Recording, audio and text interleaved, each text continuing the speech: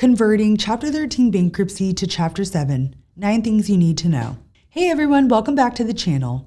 If you're navigating the complexities of bankruptcy, you might be considering converting your Chapter 13 case to a Chapter 7. Did you know that only 38.8% of Chapter 13 bankruptcies result in a successful discharge? Many individuals find that their circumstances change, making Chapter 7 a more suitable option. In this video, we'll cover the key things you need to know about converting Chapter 13 to a Chapter 7. Also, this video is just for informational purposes and should not be construed as legal or financial advice. First, why do people convert from Chapter 13 to Chapter 7? There are several reasons why someone might consider converting from Chapter 13 to Chapter 7. Your Chapter 13 payment might feel too high to maintain. Your financial situation might have changed, making you eligible for Chapter 7. You might have initially filed Chapter 13 because you couldn't afford the upfront costs of Chapter 7. Before deciding to convert, it's important to weigh your options and understand how the process works. Using a Chapter 7 bankruptcy calculator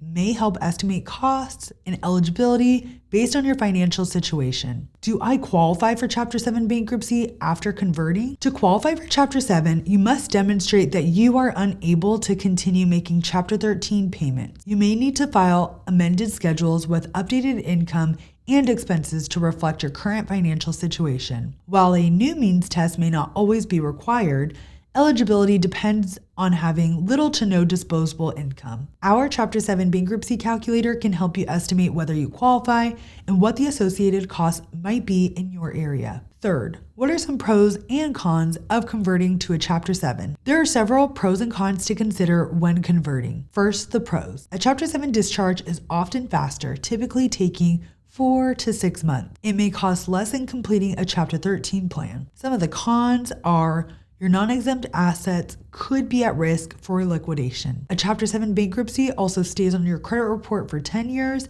compared to 7 years for a Chapter 13. If you're unsure whether converting is the right choice, consider using our free calculator to review the pros and cons for your specific circumstance. 4. Can I keep my property if I convert to a Chapter 7? Keeping your property depends on the bankruptcy exemptions for your state. Non-exempt assets may be sold by the trustee to pay your creditors. For example, certain amounts of home equity, vehicle equity, and personal belongings may be protected. Assets exceeding exemption limits could be at risk. Consulting a bankruptcy attorney or using our calculator with an analyst review may help you evaluate whether your assets are protected under Chapter 7. Fifth, what is the process to convert from Chapter 13 to Chapter 7? Converting from Chapter 13 to Chapter 7 involves several steps, such as filing a notice of conversion with the court, submitting amended schedules reflecting your updated financial situation, attending a new 341 meeting of creditors, providing additional documentation as required by the court. If you're working with a new attorney, additional steps may include filing an entry of appearance and obtaining pre-filing documents. 6. How much does it cost to convert? Converting from Chapter 13 to Chapter 7 requires a small fee. As of now, the fee is $25, but this amount may vary based on court updates. It's always a good idea to check with your local bankruptcy court for the most current fee schedule. 7. What happens to secured and unsecured debts in a Chapter 7? First, for secured debts. Secured creditors such as mortgage lenders or car loan holders may repossess or foreclose on property if you're unable to continue payments. Some Chapter 13 plans include cram downs to reduce secured debt balances, but these terms may no longer apply in a Chapter 7. On the other hand, unsecured debt. Eligible unsecured debt such as credit cards, personal loans, medical bills are typically discharged in a Chapter 7.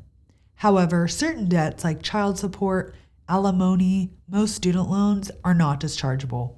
For help understanding how your debts may be handled, try our debt relief tools or consult a bankruptcy attorney. 8. How long does it take to receive a Chapter 7 discharge? If your case is a no-asset Chapter 7, it may take about 4 to 6 months to complete after conversion. To receive a discharge, you must also complete a debtor education course if you haven't already done so during your Chapter 13 case.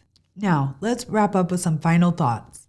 Converting from Chapter 13 to Chapter 7 can offer relief, but it's not a decision to take lightly. There are costs, potential risk to assets, and credit impacts to consider.